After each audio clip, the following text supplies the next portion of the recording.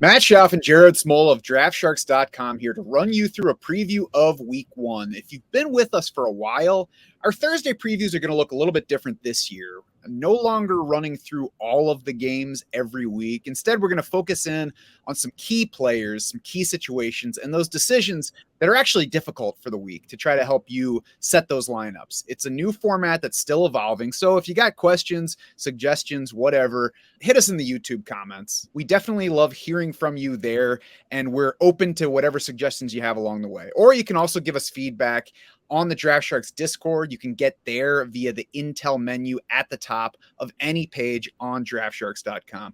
Jared, let's jump into the positions. We'll start at quarterback as usual, where I think Joe Burrow is a good place to start, not because it's really a big question of whether you start him. I mean, it's Joe Burrow. You drafted him early. He's going to play. You're probably starting him. He does have the calf injuries coming back from, and he does have a matchup that might be tougher than people realize. He says the calf is good, so that's not really factoring into whether I'm starting him. Like I said, you're probably starting him, but when I combine him coming off that, maybe the team wanting to take it a little bit easier on him to ease back in and keep him healthy over the long haul, plus the Browns being a tough matchup versus quarterbacks last year, a very favorable matchup to running backs last year. They held Joe Burrow to 232, 239 yards. I wonder if I have like Joe Burrow and Geno Smith on my roster, I might be starting Geno Smith this week just because I think he has a higher ceiling. Yeah, I don't think I could. I mean, they are back-to-back in the rankings, though. So I think like Geno, he's the one guy you might have paired with Burrow I would consider. Burrow was a full go in Wednesday's practice. Everything we've heard for the past 3 weeks has been like he's going to be fine for this game. You said they might take it easy on Burrow. I don't really know how you do that. Like they're not going to call design runs for Joe Burrow. Obviously, they usually don't anyways. Maybe his mobility is a bit limited. I'm not really factoring in the calf too much into this decision. Burrow did relatively struggle in his 2 games against the Browns last year. As you mentioned, quarterback 21, quarterback 14 finishes in those 2 games. Ja'Marr Chase missed the first game. T. Higgins played 1 snap in the second game. So, Burrow did not have his full weaponry for either of those games. I'm very likely starting Joe Burrow if I have him this week. Yeah, and I mentioned Geno Smith specifically because that's one player that I would consider starting over Joe Burrow. It's not going to be wrong to start Joe Burrow, even if he scores his QB 18 this week. It wasn't wrong to start the guy that you drafted early. And because we already started talking about Geno Smith, I mentioned him not only because I like the matchup against the Rams, but he finished his QB 8 in points per game last year. So it might seem a little crazy to think, why would I start Geno Smith over Joe Burrow as a top 5 quarterback? Well, we're talking about a guy who was top 8 last year. We want to be a little bit conservative, not just assuming that Geno Smith is going to score the exact same way, but he scored that way last year. Then they added Jackson Smith-Njigba, who's expected to play in this game. And like I said, they're playing a Rams defense that over the past 2 years has just been decimated by what they did with the cap and draft picks. It looks like a defense that could be awful. I would bet that pretty much everybody watching or listening to this could not even name a starting quarterback for these Rams. I wouldn't be surprised if Geno Smith is one of the very top scoring quarterbacks this week. Yeah, definitely a awesome spot for Smith in week 1 here. You mentioned Jackson Smith-Njigba. Pete Carroll said he's going to play on Wednesday. JSN went on to put in a full practice on Wednesday. So sure looks like he's going to be in there. And I probably wouldn't want to start JSN week 1, but it's definitely good news for Geno's outlook. Geno Smith at home. Seahawks have the 4th highest implied total of the week at 25.75 points. So, among the quarterbacks who might not be every week starters for you this season, I think, Geno's definitely in the best spot among those guys. I think you feel good if you have Geno, especially if you waited on quarterback and he's one of the guys heading into week 1. Now, the final 2 quarterbacks to talk about, I think for me fall in the same category where I like the upside for the season. I would like to get a week to watch them before I start them if possible. Deshaun Watson. So he's a little different from the next quarterback we'll talk about. So we've seen a lot of Deshaun Watson, but the little we saw of him last year was not very good. In a controlled way, we're betting on him rebounding from that. He was in the bottom of QB1 territory in our rankings, and I certainly like him at that level for the season.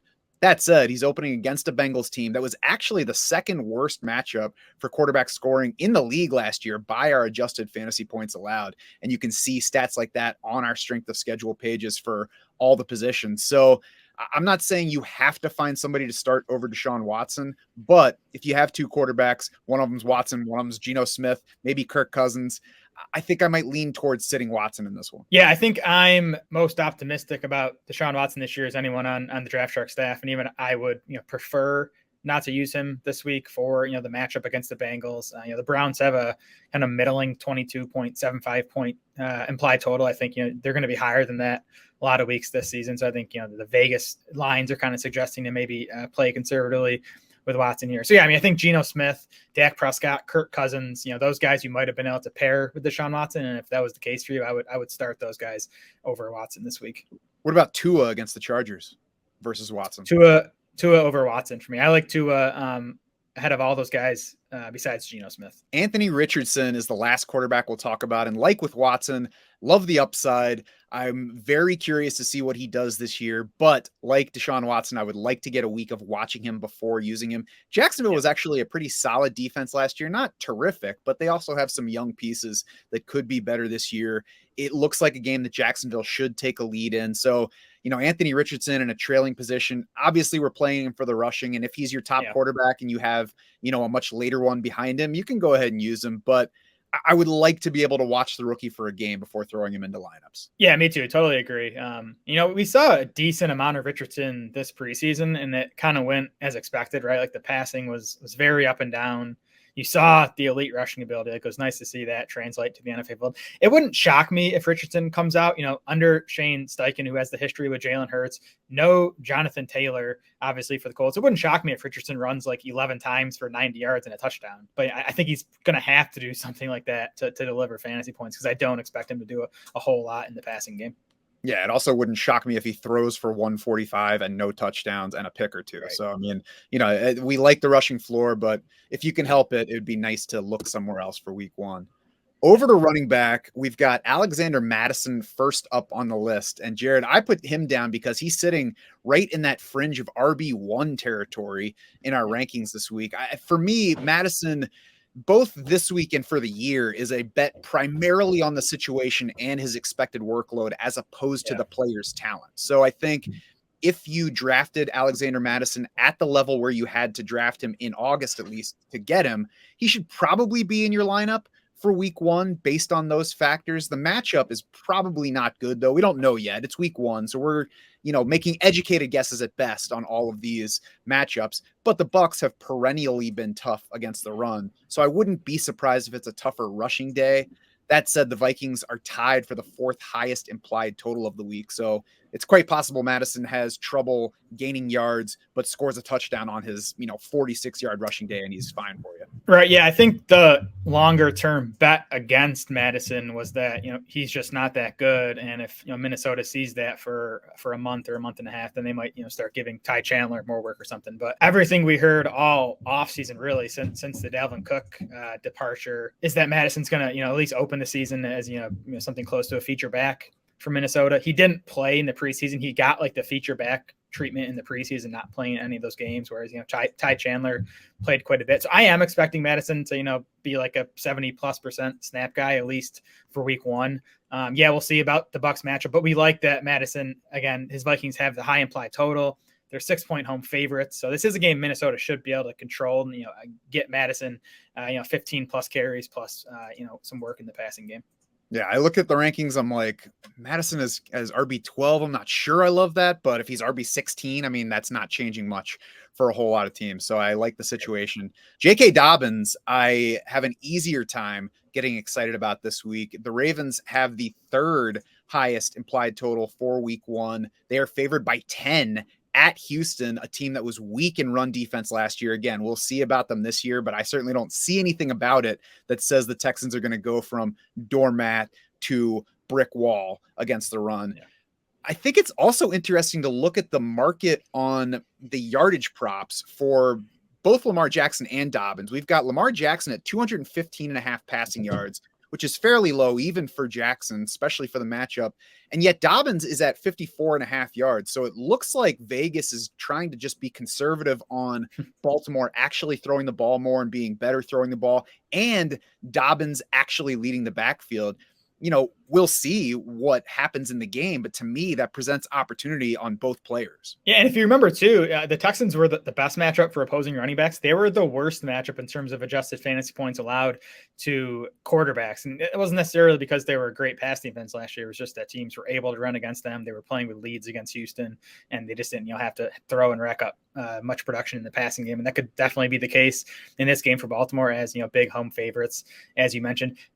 I think J.K. Dobbins is going to go down as the best running back value in fantasy drafts. I know I drafted a ton of him, and I kind of think his big season is going to start in week 1. You really couldn't ask for a much better spot.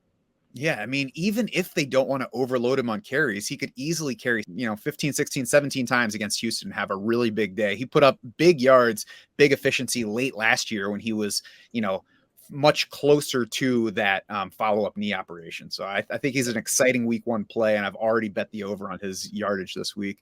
Rachaad White is another one. 45.5 yards is the market line for his rushing yards. We're 16.3 over that. But I think that even if you look at Rachaad White and you worry about his rushing workload because of the Vikings being the favorite here, what we like most about Rachaad White, arguably, is that he should be safe regardless of game flow. If the Bucks do fall behind the Vikings, then Rachaad White should be the primary pass catching back. So however his yards come, I think there should be plenty of yards and plenty of opportunities for Rachaad White here. It's a very easy start for me. Yeah, me too. By the way, I think this Vikings-Bucks game has some shootout potential. So I think the Vikings can obviously score points. They're at home, dome game, and I think the Vikings defense is going to be pretty bad this season. And there are at least weapons in Tampa. If Baker Mayfield can have a decent game, I think there's some shootout potential here. The Bucks never came out this offseason and said Rachaad White is our feature back, but there were a lot of little comments from the coaching staff. Maybe we're biased, but to me, how I read them is that Rachaad White is the feature back. That includes their OC, Dave Canales, saying a couple days ago, he called Rachaad White a fantastic back, and then he called the other backs on the roster good.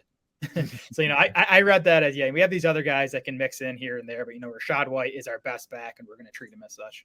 Yeah, and you don't want to overrate coaching words because they are just guys who talk. But if you look at reality, you compare that with Rachaad White being a 3rd-round pick that we haven't seen be a feature back yet. And the competitors are Sean Tucker, who was undrafted. I know there was the heart condition, but still an undrafted guy. Chase Edmonds has proved he's not very good. Keyshawn Vaughn has proved he's not very good. So there's just not a whole lot of competition. So as long as Rachaad White doesn't stink, he should do at least well in opportunities. And the Vikings were terrible on defense last year. They swapped out coordinators for this year. They've made some other changes, but I don't think anything to indicate that they're going to become amazing. And we certainly have to see what they are this year. So I agree. There's some shootout potential to this game, especially after Baker Mayfield had a pretty good preseason. Kenneth Walker, we talked about Geno Smith, and I think we're going to be talking about pretty much all the Seahawks on this one. He made me uneasy in drafts because I didn't want to draft him because I don't know what to make of Zach Charbonnet, but I didn't want to be out on him either because maybe Kenneth Walker does just keep leading that backfield. And if I'm totally out, I could miss out on a guy who's going for 1,100 yards on the ground this year. I think it makes it a little bit easier to start him this week. Not only that they have that soft matchup I talked about, but also the Seahawks' final unofficial depth chart says Kenneth Walker, DJ Dallas, then Zach Charbonnet. That might mean absolutely nothing, but at the very least, it means that they want you to know Kenneth Walker is their starting running back. So go ahead and start him this week, and then we'll see. Yeah, I think so. I mean, generally we see rookies' roles get bigger over the course of the season. So, if anything, Charbonnet's role might be smaller this week than it's going to be going forward. Walker did have that groin injury very early in camp, but he was back to full practices by mid-August and is not even on the injury report this week. So I'm not worried about that at all. And like you said, it's an ideal matchup at home. Seahawks favored, big implied total. I think it's definitely a good spot for Walker. Raheem Mostert's spot got better not that long ago when Jeff Wilson Jr. landed on IR to open the season. Now, I think the question with Mostert is primarily long-term. Can he hold up? But that's not a week 1 question. I think he can hold up for week 1. And last year we saw Raheem Mostert go 5 straight games with 14 plus carries for these Dolphins. And in that 5-game stretch, the Dolphins lost 3 of those. So even if they're falling behind, he's going to be the lead ball carrier in this one. Salvon Ahmed looks like the RB2 at the moment. Early summer reports before all the stuff around Jeff Wilson said that Mostert looked healthier, looked like he had regained some of his burst. He was catching the ball more. So I think Raheem Mostert's an exciting play this week. I think for me, the biggest challenge is to not get too excited about Raheem Mostert and start him over guys that are more like weekly starters. Because if this game, does get out of hand in favor of the Chargers, maybe we just don't get much of anything from the Miami backfield. But there's a lot of upside to Raheem Mostert as long as you keep him in that, I guess low RB2 range for consideration. Yeah, and Mostert's capable in the passing game too. I mean, we saw him do a little bit there, so he's not going to get phased out if Miami falls behind by double digits in this game. It's obviously a fun game. Chargers Dolphins has the second highest over under on the week, behind only Thursday night's Chiefs Lions game, and the Chargers, since Brandon Staley arrived, have been much tougher against the pass than the run. That's kind of how Staley formulates his defense. The Chargers last year 27th in adjusted points allowed through running backs. Devon Achane is going to play, it looks like, by the way. He was a full go in Wednesday's practice, but he literally got 0 first-team snaps with the starters this preseason. So they're probably going to have to get him out there just because, again, they're kind of short on bodies. But I'd be surprised if Achane got more than a handful of touches in this game. I think, Mostert will get 15 to 20 touches. Yeah, I agree. There should be lots of touches as well for the Washington backfield this week. 7-point line in their favor against Arizona is the second largest of the week, trailing only Baltimore against Houston. And for me, that makes Brian Robinson a pretty high floor start with a decent ceiling this week. Not only is he going to be the lead ball carrier, but it didn't even look like Antonio Gibson was operating as the clear leader on the receiving side. They were kind of splitting up those opportunities. So even if this game is more competitive than we're expecting, I don't think that freezes out Brian Robinson and means Antonio Gibson's in there. What that does mean between these guys is I'm pretty comfy starting Brian Robinson, and I would rather not use Antonio Gibson just yet while we wait to see what that role looks like. I mean, I'm okay with Gibson as a play this week just because I like the spot for Washington in general and just, rushing volume in general if they're playing with the lead. The preseason usage was interesting, as you mentioned. Like, it wasn't Robinson in the early down role and Gibson in the passing down role. It was like them just splitting work down the middle, kind of both doing both things. So if that's actually how Washington's going to play it, then, Gibson is pretty much just as strong a play as Robinson this week. I'm still kind of expecting it to be more, more of a clear divide in terms of roles where Robinson's the primary early down guy and Gibson's playing more in passing situations. And if that's the case, then Robinson is the better play this week because how we expect the game script to go here. Yeah, that's what I would assume as well. I think the fact that we can't be certain until the games start is what keeps either player from sitting higher in our rankings. But I'd probably start Brian Robinson over Cam Akers and Najee Harris in my own lineup because I like the game situation a lot better. And I think that there is some lack of clarity with those other guys as well.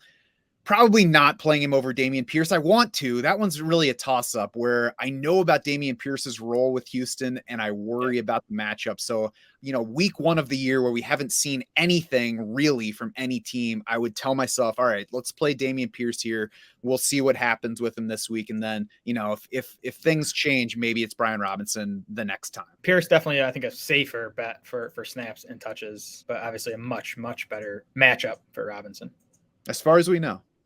Jamal Williams, New Orleans lead back with Alvin Kamara out. He sits just above that range of guys that I was just talking about considering. How you feel about Jamal Williams against Tennessee this week? Yeah, I'd say Jamal Williams, Saints feature back because we know Alvin Kamara is serving the first of his 3-game suspension. Kendre Miller, I don't think he's going to play. He hurt his knee again and did not practice on Wednesday. So that leaves Kirk Merritt, who I had never heard of until a week or two ago, as the Saints likely number 2 back. Now, Taysom Hill, if there's going to be a Taysom Hill game, this is a good spot for it. It wouldn't surprise me if we look up on Sunday night and Jamal Williams is top 5 in the NFL in terms of snap rate in week 1. He could play 80 to 90% of the Saints snaps in this game. The matchup's bad.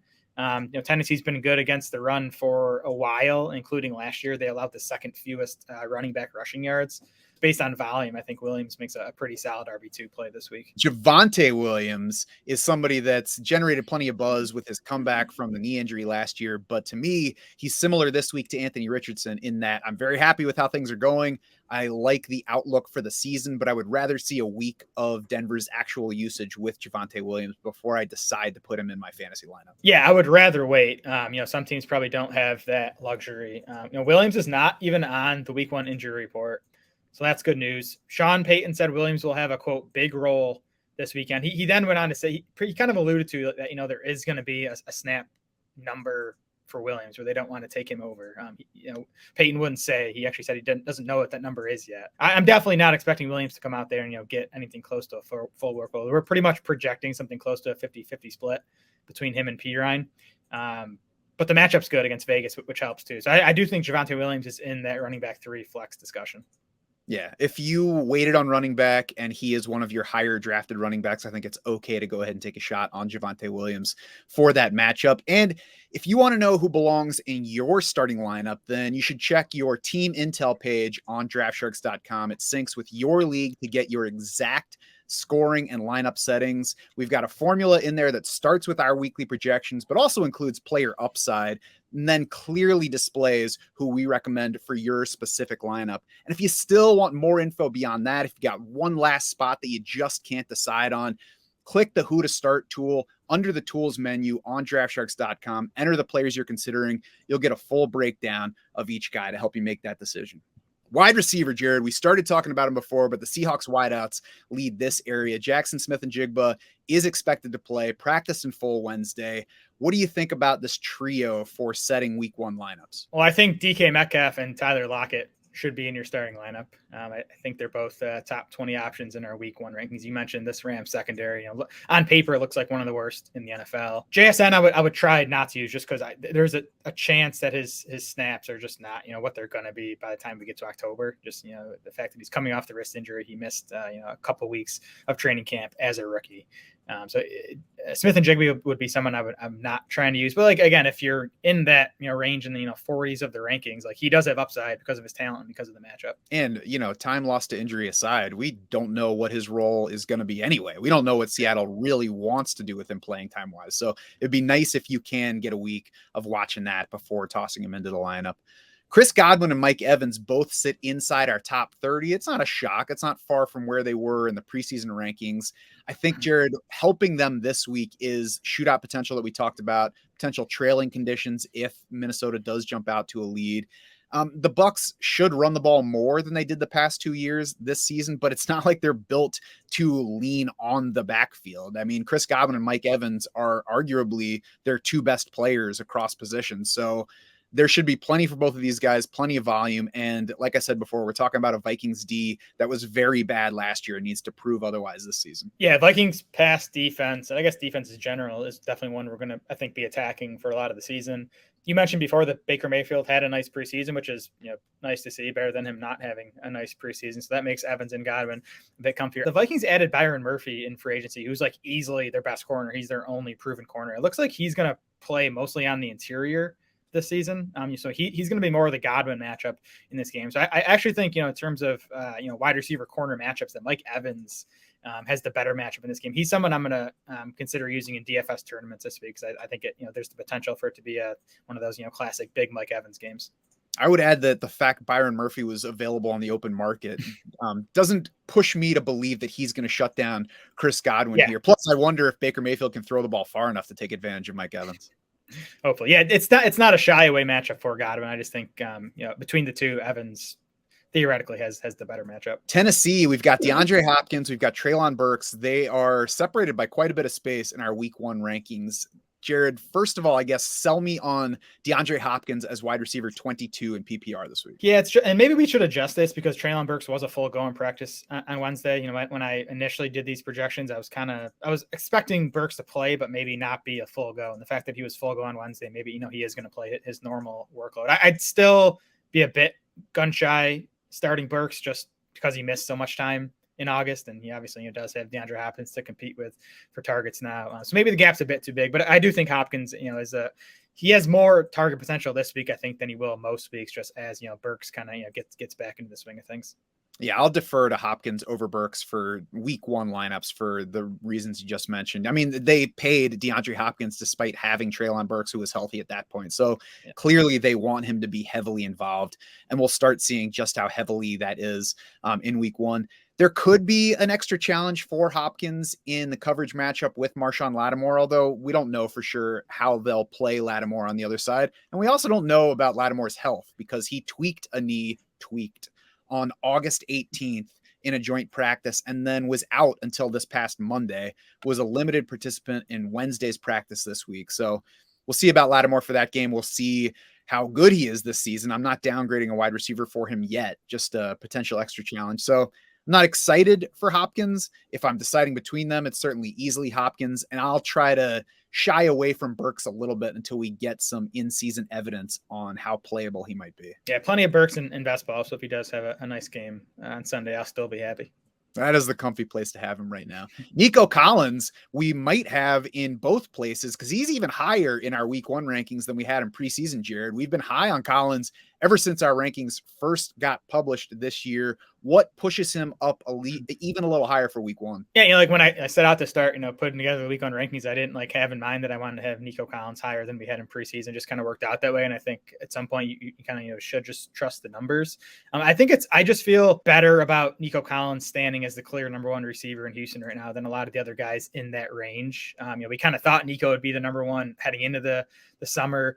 Nico Collins drew 30% of CJ Stroud's targets this preseason. Obviously a small sample. We're not expecting him to get a 30% target share during the regular season, but I do expect him to be the clear target leader on Sunday. And, it's as Houston is going to be most games this season, they're probably going to be playing from behind early in this one. That should mean plenty of passing. So I just think Nico's a pretty good bet for 6 to 8 targets. And CJ Stroud's going to be inconsistent, but one thing he does really well is throw a really nice deep ball. So even if he and Nico Collins connect twice on those in a game, it could be a fantasy week maker. So yeah, I like Nico Collins where he is. He's just outside the top 36. So it's not like we're saying Nico Collins, the key to your week 1 lineup, but if you're looking for a flex, if you're looking for a sleeper in that range, I like Nico Collins as that click. Jordan Addison is behind Nico Collins, wide receiver 41 in our PPR rankings this week. Jared, tell me what that means for Addison, I guess for this week and maybe going forward, if there are any implications on that end. Yeah, nothing long-term I'm worried about. I just wanted to project him a little bit conservatively this week because remember, he missed most of the spring with an undisclosed injury, and then he missed about a week of August in the concussion protocol. So I guess I wouldn't be shocked if KJ Osborne outsnaps Jordan Addison in week 1. And I think Addison's going to be on the field plenty. He'll draw a fair number of targets, I think. And again, I think the matchup's fine. There's shootout potential here. Vikings are at home. Addison's not like a must bench.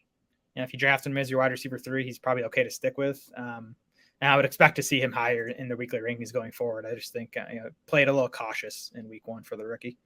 Yeah, one thing I'm curious to watch here is the playing time of these wideouts, because in addition to drafting Addison, Minnesota also signed Josh Oliver for pretty significant money in free agency. He's primarily a blocking tight end, but it's not like they're taking TJ Hawkinson off the field to play Josh Oliver. So does that mean significantly more 2 tight end? Does that mean significantly less 3 wideouts? So, there's some question there enough to make it, maybe a good idea to pump the brakes on Jordan Addison, at least for this week, and we'll see where we're at heading into week 2.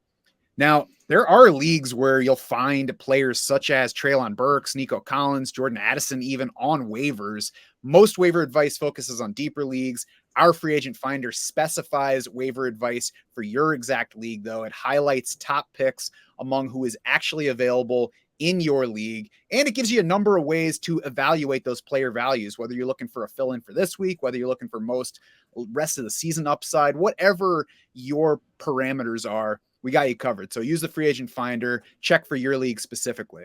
Now, tight end to wrap things up today, Jared, we're going to start with a player that I've been a little apprehensive about since at least the beginning of August. I don't know, maybe a lot of the summer, but Kyle Pitts.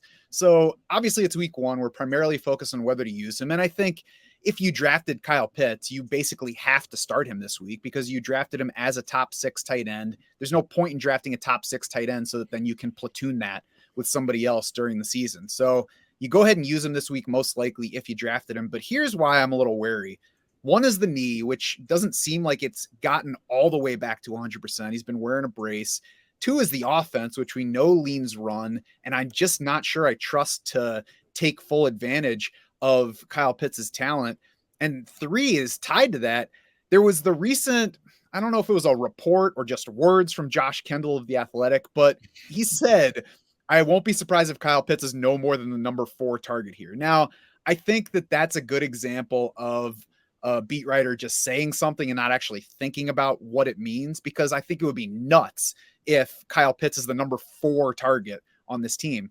But what that does tell me is it doesn't signal great things for the role that Kyle Pitts has been playing in what the team has been doing with people watching. And I think I saw Mr. Kendall go back and say he meant fourth in total touches, not targets. I think he said Bijan, Drake London, and Tyler Algier will finish with more touches than Pitts, which is probably accurate. So just to shore that up.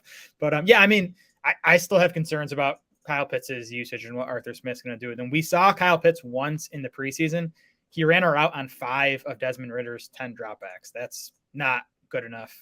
Jonnu Smith and McCole Pruitt combined for 7 routes on those 10 dropbacks. Now, I don't know. It's preseason. Maybe they're just easing Pitts back in off the knee thing. But he's definitely not a comfortable guy to own or start this week. Carolina was also 5th in adjusted points allowed to tight ends last season. So, it could be a tougher matchup for Kyle Pitts. Like you said, I can't imagine you're going to bench him if you took Kyle Pitts as a top 6 tight end. Let's just pray we get some good usage out of him in the opener. Yeah, if you did draft him, watch the early season signals. If the numbers are fine, but the playing time is iffy, he might become a sell candidate early in the season. Tyler Higbee, on the other hand, might look good early in the season and might start right away. I mean, he's well set up for just default targets this week. The Seahawks were the best scoring matchup for tight ends last year. The Seahawks are now the 4th biggest favorite of week 1 against these Rams. So we're likely facing a trailing game script. And of course, Cooper Kupp is out and everybody else is Van Jefferson or worse. So, I mean, Tyler Higbee could be putting up big numbers this week. Yeah, we saw 8 games of Higbee without Cooper Kupp in the second half of last season. Higbee drew a 20.8% target share in those 8 games. That was 5th highest among tight ends over that stretch. And I think, that's a reasonable projection for him this week, especially against this Seahawks defense, which does have some good corners on the outside, but was not good against tight ends last season. So, I mean, to me, Higbee's a pretty clear favorite to lead the Rams in targets this week. Now, I think the other question at tight end is really a range of guys, and it starts at number 11 and goes to at least number 19 in our rankings. That starts with Hayden Hurst, ends with Luke Musgrave for now, with I think plenty of potential for movement based on injury situations and all that over the next few days. For me, Jared, in that range, there are lots of questionable guys with roles that we're waiting to see how they're defined, offenses we're waiting to see how good they are, and several rookies that we're waiting to see just how early they're ready to play key roles and perform well in the NFL. Within all of that, Sam Laporta is somebody that we did move up a little bit yesterday.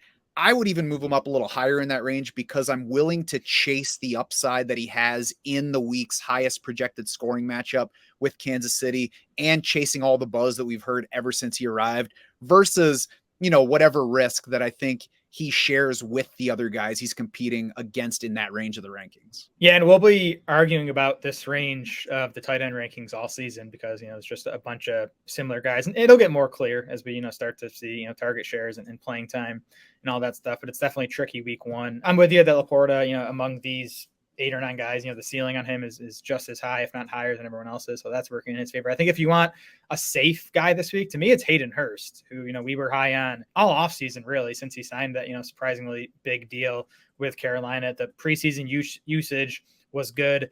DJ Chark likely out for Carolina this week. He has been out for a week or 2 with a hamstring and didn't practice on Wednesday. Adam Thielen and Terrace Marshall on the injury report this week. They were both limited on Wednesday. And then Atlanta, who Hurst gets on Sunday, was 27th in adjusted fantasy points allowed to tight ends last season. So I think it's a good matchup. And I think Hurst is, among these guys, to me, he's the safest bet for volume. And revenge game potential against a former employer of the Falcons. Didn't even consider that. Oh, yeah. You love the revenge game storyline. We'll see about Dalton Kincaid. We'll see about Luke Musgrave. I mean, I would rather sit Dalton Kincaid if I can help it. Of course, depends on where you drafted him and what you put with him. Luke Musgrave, he might climb my rankings if Christian Watson can't go for the Packers. Yeah, Christian Watson and Romeo Doubs, no practice on Wednesday. If both those guys are out, then it might be Musgrave who moves all the way up to tight end 11 in these rankings ahead of Hayden Hurst because it's just by default. Based on everything we saw in the preseason, we know he's going to be out on the field almost every snap. And then if he's competing with, Samori Toure and, Dontavian Wicks or whoever it's going to be out there for targets, I think, Musgrave's a good target. But the other guy I wanted to mention, I know he's a favorite of yours, is Gerald Everett, who I think is a nice play this week just because we want tight ends in high-scoring games on good offenses. The Chargers have the second highest implied total on the week behind only the Chiefs. Good matchup against Miami, who was 28th in adjusted fantasy points allowed to tight ends last year. So again, if you're a team that doesn't have that locked in starter at tight end, I think Everett is in a good spot this week. That's an option we call Chargers tight end as opposed to Gerald Everett, because Gerald Everett's very good at football. Exactly.